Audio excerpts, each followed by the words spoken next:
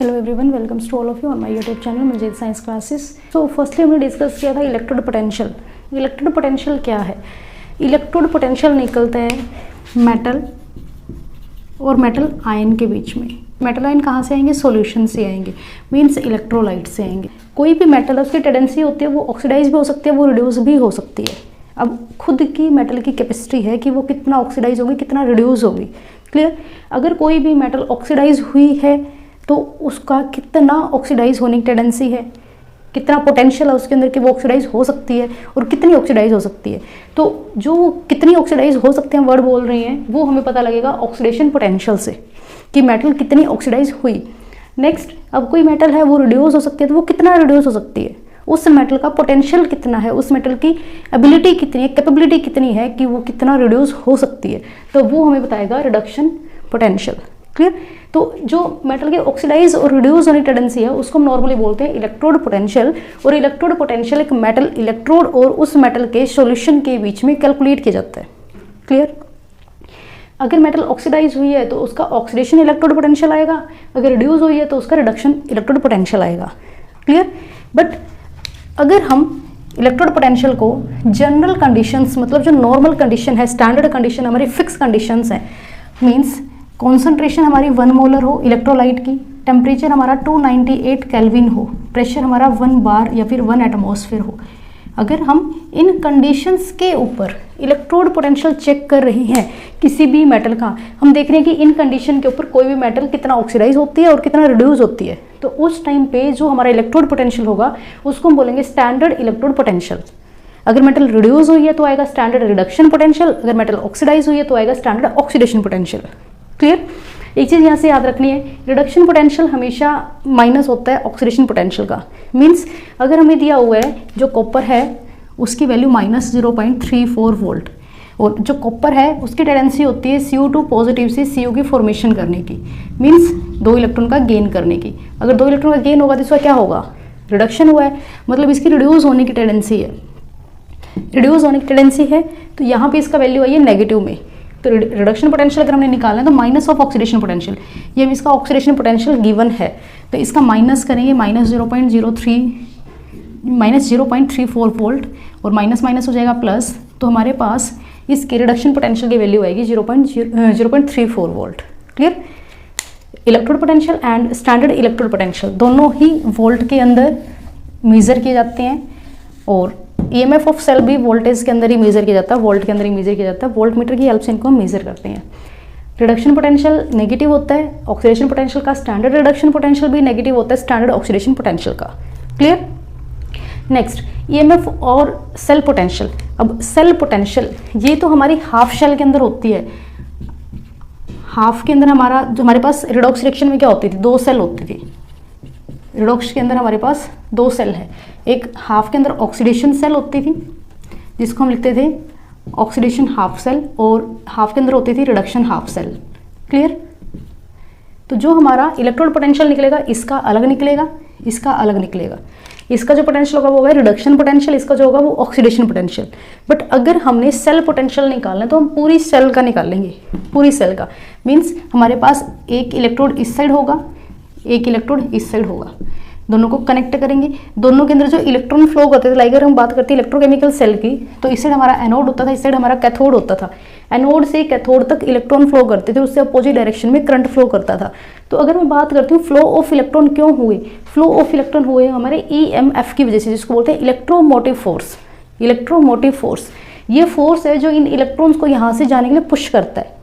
Clear? या फिर हम ये बोल देते हैं कि यहाँ का जो पोटेंशियल डिफरेंस है और यहाँ का जो पोटेंशियल डिफरेंस है वो अलग अलग होता है। जो लास्ट वीडियो के अंदर मैंने आपको इलेक्ट्रोड के ऊपर जो पॉजिटिव चार्ज आया, 1 पॉजिटिव आया था, फिर 2 पॉजिटिव आया, 3 पॉजिटिव आया, उसके रिस्पेक्ट में दूसरे के ऊपर 1 नेगेटिव, 2 नेगेटिव, 3 नेगेटिव ऐसे आया, तो पोटेंशियल डिफरेंस क्रिएट हुआ था, उसको हम EMF बोलते हैं।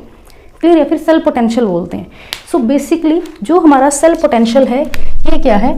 ये मैक्सिमम पोटेंशियल डिफरेंस है, मैक्सिमम पोटेंशियल डिफरेंस है between 2 electrodes of a cell. Cell के जो 2 इलेक्ट्रोड होते हैं, एक के ऊपर ऑक्सीडेशन होती है, एक के ऊपर रिडक्शन होती है, उन 2 इलेक्ट्रोड्स के बीच में कितना पोटेंशियल डिफरेंस आया है वो तो होता है EMF ऑफ द सेल या फिर सेल पोटेंशियल। क्लियर? जिसको हम लिखेंगे E सेल से ऐसे ही स्टैंडर्ड सेल पोटेंशियल भी होता है, सेम वही चीज़। अगर हमारा पोटेंशियल डिफरेंस दो इलेक्ट्रोड के बीच में हम मेजर कर रहे हैं स्टैंडर्ड कंडीशंस के ऊपर, तो उस टाइम पे जो पोटेंशियल डिफरेंस आएगा उसको हम बोलेंगे स्टैंडर्ड सेल पोटेंशियल या फिर स्टैंडर्ड ईएमएफ, जिसको हम डिनोट करेंगे ई नोट सेल से। क्लियर? जैसे हमने इनके अंदर किया था, इलेक्ट्रोड पोटेंशियल को हम लिखेंगे ई, अगर ऑक्सीडेशन पोटेंशियल है तो ओपी, रिडक्शन पोटेंशियल है तो आरपी। अगर स्टैंडर्ड ऑक्सीडेशन पोटेंशियल है तो ई नोट ओपी, और रिडक्शन पोटेंशियल है स्टैंडर्ड कंडीशन पे तो E naught RP. Clear? So basic difference क्या है इलेक्ट्रोड पोटेंशियल और ईएमएफ के अंदर? जो इलेक्ट्रोड पोटेंशियल है वो तो हमारा निकलता है मेटल और मेटल आयंस के बीच में जो चार्जेस का डिफरेंस है उसकी वजह से, और ईएमएफ हमारा निकलता है दो सेल के बीच में, मतलब दो इलेक्ट्रोड्स के बीच में, एक इलेक्ट्रोड इस साइड एक इलेक्ट्रोड इस साइड, इन दो इलेक्ट्रोड्स के बीच में जो चार्जेस का डिफरेंस है, जो पोटेंशियल डिफरेंस है उसकी वजह से। क्लियर? अगर हमने कैलकुलेट करना है ईएमएफ ऑफ सेल तो हम कैसे कैलकुलेट करेंगे?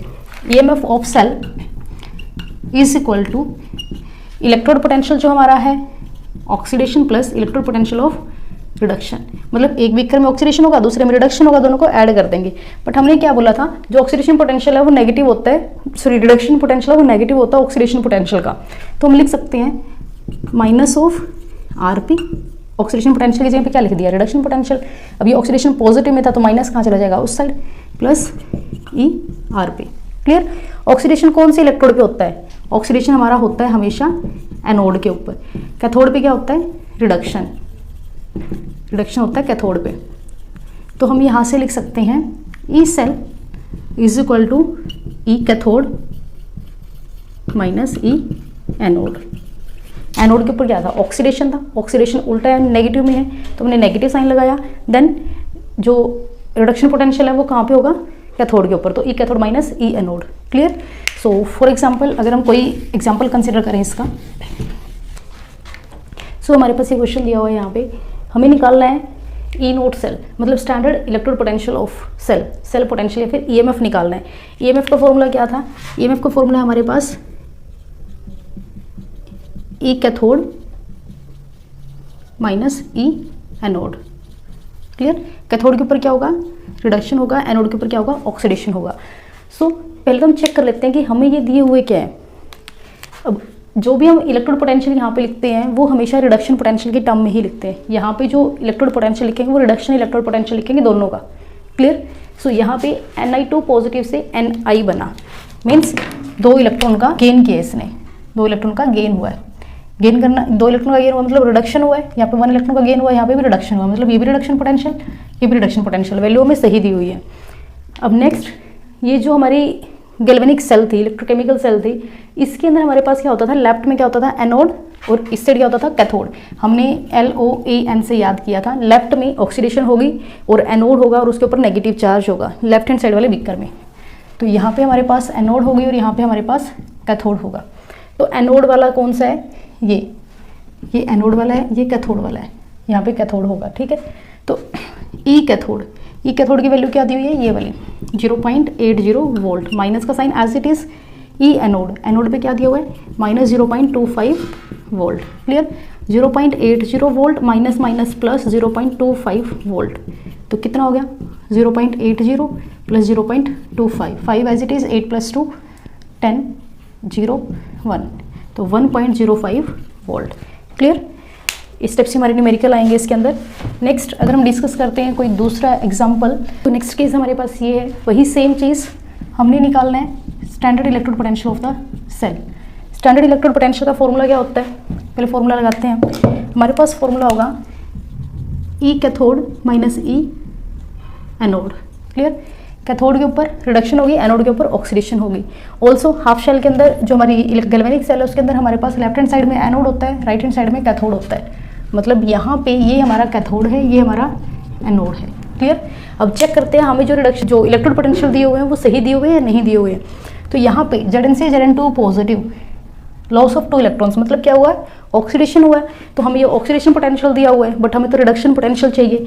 अगर रिडक्शन पोटेंशियल चाहिए तो हम क्या करेंगे, नेगेटिव कर देंगे ऑक्सीडेशन पोटेंशियल का। ऑक्सीडेशन पोटेंशियल क्या है, 0.76 वोल्ट, तो ये हमारा रिडक्शन पोटेंशियल निकल गया।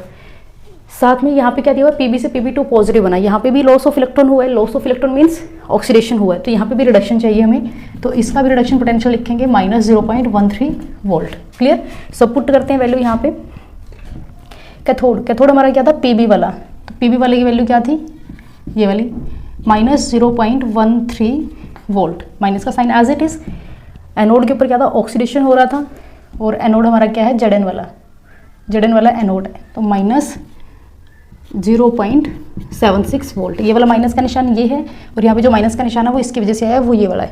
ठीक है, -0.13 वोल्ट माइनस प्लस 0.76 वोल्ट, तो माइनस करते हैं 0.76 वोल्ट में से 0.13 वोल्ट। 6 - 3 3 6 7 - 1 0.63 वोल्ट, तो यहाँ पे वैल्यू आई हमारी 0.63 वोल्ट। क्लियर।